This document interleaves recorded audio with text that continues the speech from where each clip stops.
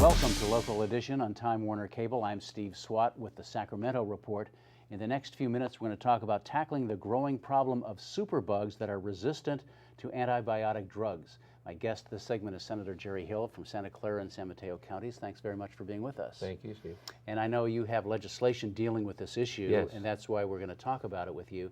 Let's talk about, first of all, the problem that we face today with this. Well, it's an amazing problem. It's something that people hadn't thought of until the Center for Disease Control released a report recently that showed that annually about 2 million individuals are stricken with an antibiotic-resistant bug that they can't get rid of. And 23,000 deaths annually are the result of those antibiotic-resistant bacteria that really is presenting a problem. It's costing society today about $20 billion in additional health care and $35 billion in lost productivity. What's interesting is that we've heard for years that some doctors are overprescribing antibiotics or building up a resistance. The patients want more antibiotics.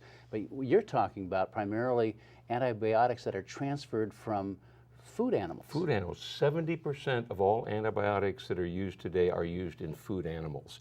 They are used continuously on an ongoing basis. There's no prescription required for the use. They're using them as growth stimulating and growth inducing rather than as the purpose as an antibiotic to kill the bacteria. So they're using it on an ongoing basis, which builds a resistance.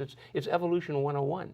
When these bacteria, they get immune to it, they start growing from that, and then they're resistant to it. So the CDC says that if we don't do something, this is one of the most serious aspects of infection and drugs and bacteria that we could see in our lifetime. And so you're talking about this transference from the yes, animal to the humans. To the humans, and when we eat the food products, that antibiotic gets into our body. It's the same antibiotics that are used today. And they buy it in the feed stores.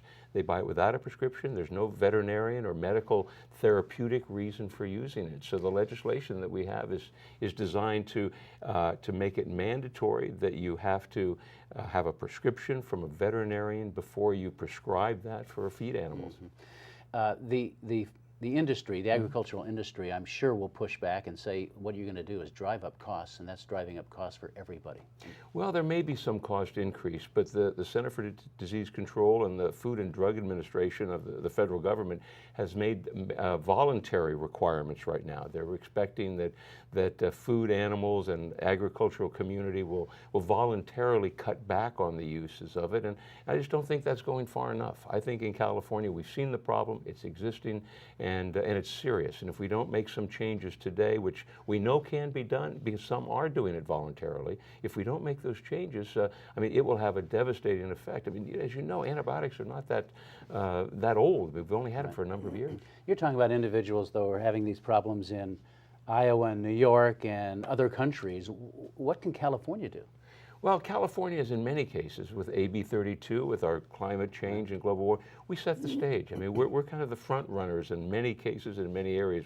Where California goes, so goes the rest of the nation. And I think that's what we'll find in this case, is they'll follow us as we see the successes. You have voluntary FDA guidelines, but to your knowledge, no other state is doing it in terms of my knowledge, no other state is making it mandatory. And California will lead the way in that if this legislation goes through. And obviously the FDA thinks this is pretty good policy, but they don't want to go that far. They don't want to go that far. They want to try to take the time and allow it to see if there's an interest in it and if they can continue it. All right. Well, Senator Hill, thank you very much for coming by and talking about this fascinating issue. We'll certainly watch its progress in the months ahead. Thanks very much, Steve. And thanks to our viewers for watching Local Edition on Time Warner Cable. A reminder, you can see this and other interviews on YouTube, also on My Government On Demand.